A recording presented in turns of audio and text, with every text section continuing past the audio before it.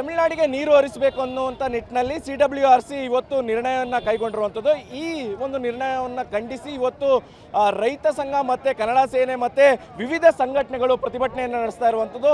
ರಸ್ತೆಯಲ್ಲಿ ಕುಳಿತು ಒಂದು ಪ್ರತಿಭಟನೆ ನಡೆಸ್ತಾ ಇರುವಂಥದ್ದು. ವಿದ್ಯಾರ್ಥಿಗಳು ಕೂಡ ಈ ಒಂದು ಪ್ರತಿಭಟನೆಗೆ ಸಾಥನ್ನು ಕೊಟ್ಟಿರುವಂಥದ್ದು. ಯಾಕಂದರೆ ಇದು ಒಂದು ರೀತಿಯಲ್ಲಿ ನಾವೇ ಸಂಕಷ್ಟದ ಸ್ಥಿತಿಯಲ್ಲಿದ್ದೇವೆ. ಸಂಕಷ್ಟದ ಸ್ಥಿತಿಯಲ್ಲಿದ್ದಂಥ ಸಂದರ್ಭದಲ್ಲಿ ಈ ರೀತಿಯಂಥ ನೀರನ್ನು ಕೊಡಬೇಕು ಅನ್ನುವಂಥದ್ದು ಎಷ್ಟು ಮಟ್ಟಿಗೆ ಸರಿ ಅನ್ನುವಂಥ ನಿಟ್ಟಿನಲ್ಲಿ ಈಗ ಪ್ರತಿಭಟನೆ ನಡೆಸ್ತಾ ಇರುವಂಥದ್ದು. ಯಾಕಂದರೆ ಕೇವಲ 12 TMC ಮಾತ್ರ KRS ಜಲಾಶಯದಲ್ಲಿ ಲಭ್ಯ ಇದೆ. ಇದರಲ್ಲಿ 4.5 TMC ನೀರನ್ನು ತಮಿಳುನಾಡಿಗೆ ಕೊಟ್ಟರೆ ನಾವು ಏನು ಮಾಡಬೇಕು ಅನ್ನುವಂಥದ್ದು ರೈತರ ಪ್ರತಿಭಟನೆ ಆಗಿರುವಂಥದ್ದು, ರೈತರ ಪ್ರಶ್ನೆ ಆಗಿರುವಂಥದ್ದು. ಯಾಕಂದರೆ ಪ್ರತಿ ಬಾರಿಯೂ ಕೂಡ ಒಂದು ರೀತಿಯಲ್ಲಿ ಕಾವೇರಿ ಹೋರಾಟದ ವಿಚಾರವಾಗಿ ಕರ್ನಾಟಕಕ್ಕೆ ಪದೇ ಪದೇ ಅನ್ಯಾಯ ಆಗ್ತಾ ಇರುವಂಥದ್ದು. ಈಗಲೂ ಕೂಡ ಅದೇ ರೀತಿಯಾದಂಥ ಅನ್ಯಾಯ ಆಗಿದೆ.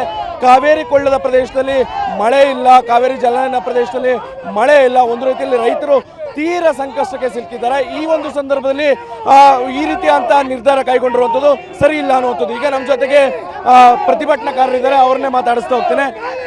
ಸರ್, ನಿಮ್ಮ ಹೋರಾಟ ಎಲ್ಲಿವರೆಗೆ? ಸರ್, ನಿಜವಾಗ್ಲೂ ಕುಡಿ ನೀರಿಲ್ಲ ಸರ್. ದನ ಕರುಗಳಿಗೆ, ಜಾನುವಾರುಗಳಿಗೆ ಕುಡಿ ನೀರಿಲ್ಲ. ತಮಿಳ್ನಾಡಿಗೆ ಹೆಂಗೆ ಸರ್ 4 TMC ನೀರು ಕೊಡ್ತಾರೆ? ಐನ್ ಬೆಳೆ ಭತ್ತ ಬೆಳಿಬೇಕಾ ಸರ್? ಒಟ್ಲಾಕ್ಬೇಕು. ಎಲ್ಲ ಮಳೆ ಇಲ್ಲ, ಬೆಳೆ ಇಲ್ಲ. ತಮಿಳ್ನಾಡಿಗೆ ಯಾವ CWRC ಯಾರು ಸರ್? ರೈತರಿಗಿಂತ ದೊಡ್ಡದವ ಸ್ವಾಮಿ. ದಯಮಾಡಿ ತಮಿಳ್ನಾಡಿಗೆ ಒಂದು ಹನಿ ನೀರು ಕೂಡ ಬಿಡಬಾರ್ದು. ನಮ್ಮ ರಾಜ್ಯದ ಮುಖ್ಯಮಂತ್ರಿಗಳಿಗೆ ನಾವು ಆಗ್ರಹ ಮಾಡ್ತಾ ಇದ್ವಿ, ಒಂದೇ ಒಂದು ಹನಿ ನೀರು ಬಿಟ್ಟರೆ ಮಂಡ್ಯದಲ್ಲಿ ತಮಿಳ್ನಾಡಿಗೆ ಹೋಗ್ದೇಳ ನೀರು, ಬೆಂಗಳೂರು ಕುಡಿ ನೀರು ಹೋಗಿದೆ, ಆ ಪೈಪು ನೀರನ್ನ ಒಡೆದಾಕ್ತೀವಿ ಅಂತ ಹೇಳಕ್ಕೆ ನಾನು ಆಗ್ರಹ ಇಷ್ಟಪಡ್ತಾ ಇದ್ದೀನಿ. ನಮ್ಮ ಜಿಲ್ಲೆಯ ರೈತರುಗಳಿಗೆ ನೀರಿಲ್ಲ, ತಮಿಳುನಾಡು ರೈತರುಗಳು ಬೆಳೆ ಬೆಳೆಯೋಕ್ಕೆ ನೀರು ಬಿಡ್ತಾ ಇದ್ದಾರೆ ಅಂತದ್ದು. ಸರ್, ನಮ್ಮ ಜಿಲ್ಲೆಗೆ ಏನಂತ ಹೇಳಿದ್ರು ಅಂದರೆ, ನೀವು ಮಳೆ ಈಗಿಲ್ಲ, ಯಾಕೆಂದರೆ ಮಳೆ ಖಂಡಿತ ಇಲ್ಲ, ಕಡಿಮೆ ಆಗಿದೆ ಮಳೆ ಪ್ರಭಾವ. ಹಂಗಾಗಿ ನಮ್ಮ ಜಿಲ್ಲೆಗೆ ಏನಂತ ಹೇಳಿದ್ರು ಮುಖ್ಯಮಂತ್ರಿಯವರು, ನೀವು ಯಾವುದೇ ಕಾರಣಕ್ಕೂ ಬೆಳೆ ಬೆಳಿಬೇರಿ ಅಂತ ಹೇಳಿದ್ರು.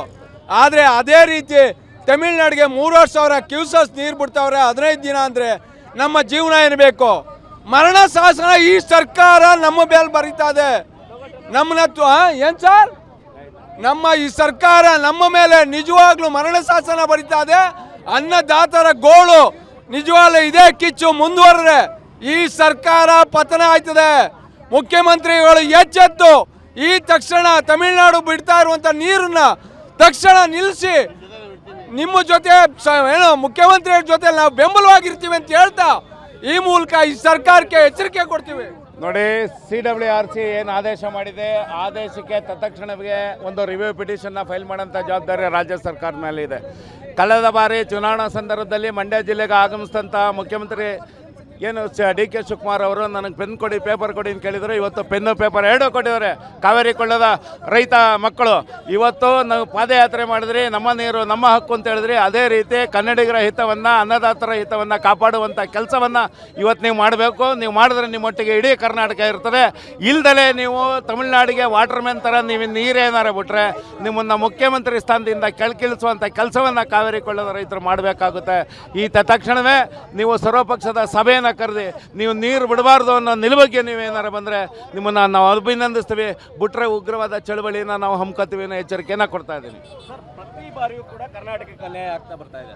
ನಿಜವಾಗ್ಲೂ ಇದು ಘೋರ ಅನ್ಯಾಯ, ಮರಣ ಶಾಸನ.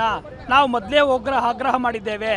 ಕಾವೇರಿ ನಿರ್ವಹಣಾ ಮಂಡಳಿ ಕಾವೇರಿ ಕೊಳ್ಳದ ಪ್ರದೇಶದಕ್ಕೆ ಭೇಟಿ ಕೊಟ್ಟು ವಸ್ತುಸ್ಥಿತಿಯನ್ನು ನೀವು ಅರಿತು ಆಮೇಲೆ ಆದೇಶ ಮಾಡಬೇಕು ಅಂತ. ಕೇವಲ 92 ಅಡಿ ನೀರಿರುವ ಸಂದರ್ಭದಲ್ಲಿ ಬೆಳೆಗಳಿಗೂ ರಕ್ಷಣೆ ಇಲ್ಲ ಅಂತ ಜಾನುವಾರುಗಳಿಗೆ ನೀರು ಬಿಟ್ಟಿದ್ದಾರೆ. ಇಂತಹ ಸಂದರ್ಭದಲ್ಲಿ ತಮಿಳುನಾಡಿಗೆ ನೀರು ಬಿಡಬೇಕನ್ನೋ ಆದೇಶ ಯಾವ ರೀತಿ ಆದೇಶ ಮಾಡಿದ್ರು? ಬಂಗಾರಪ್ಪನವ್ರು ನೆನಪಾಗ್ತಾ ಇದ್ದಾರೆ. ಮುಖ್ಯಮಂತ್ರಿಗಳೇ, ಕಾವೇರಿ ಕೊಳ್ಳದ ಭಾಗದ ಒಬ್ಬ ಮುಖ್ಯಮಂತ್ರಿ ಆಗಿದ್ದೀರಿ ನೀವು. ಈ ಭಾಗದ ರೈತರನ್ನು ಉಳಿವಿಗೆ ನೀವು ಕಠಿಣವಾದಂಥ ಕ್ರಮವನ್ನು ಕೈಗೊಳ್ಳಬೇಕಾಗಿದೆ. ಬರಪೀಡಿತ ಪ್ರದೇಶ ಅಂತ ಘೋಷಣೆ ಮಾಡಿ ಅಂತ ಹೋರಾಟ ಮಾಡ್ತಿದ್ದೀವಿ. ಇಂಥ ಸ್ಥಿತಿಯಲ್ಲಿ ನಿಮ್ಮ ನಿರ್ಧಾರ, ಈ ಆದೇಶಕ್ಕೆ ಏನಾದ್ರು ನೀವು ಒಪ್ಪೋದಾದರೆ ನಾವು ಉಗ್ರ ಹೋರಾಟದ ಹೆಜ್ಜೆಯನ್ನು, ಪ್ರಾಣವನ್ನು ಕಳೆದು ಹೋರಾಟ ಮಾಡುವ ಸ್ಥಿತಿಗೆ ನಾವು ಹೋಗಬೇಕಾಗಿದೆ. ಇದು ಮುಖ್ಯಮಂತ್ರಿಗಳಿಗೆ ಎಚ್ಚರಿಕೆ. ಇವಿಷ್ಟು ಪ್ರತಿಭಟನಾಕಾರರ ಮಾತುಗಳಾಗಿರುವಂಥದ್ದು. ನಿಜಕ್ಕೂ ಕೂಡ ಕಾವೇರಿ ಕೊಳ್ಳದ ಇಲ್ಲ ವಸ್ತುಸ್ಥಿತಿಯನ್ನು ಅರಿಬೇಕು, ತದನಂತರ ನೀರನ್ನು ಬಿಡಬೇಕೋ ಬೇಡವೋ ಅನ್ನುವಂಥದ್ದು ನಿರ್ಧಾರ ಮಾಡಿ ನಾವು ಬರ ಘೋಷಣೆ ಮಾಡಿ ಎನ್ನುವಂಥ ನಿಟ್ಟಿನಲ್ಲಿ ಹೋರಾಟ ಮಾಡ್ತಾ ಇದ್ದೇವೆ. ಆದರೆ ನೀರನ್ನು ಕೊಡಿ ಎನ್ನುವಂಥ ನಿಟ್ಟಿನಲ್ಲಿ ಆದೇಶ ಮಾಡಿರೋದು ಎಷ್ಟು ಮಟ್ಟಿಗೆ ಸರಿ ಎನ್ನುವಂಥ ಪ್ರಶ್ನೆ ಮಾಡ್ತಾ ಇರುವಂಥದ್ದು. ಕ್ಯಾಮ್ರಾ ಪರ್ಸನ್ ಗುರುರಾಜ್ ಜೊತೆ ದಿಲೀಪ್ ಚೌಡಳ್ಳಿ, TV9 ಮಂಡ್ಯ.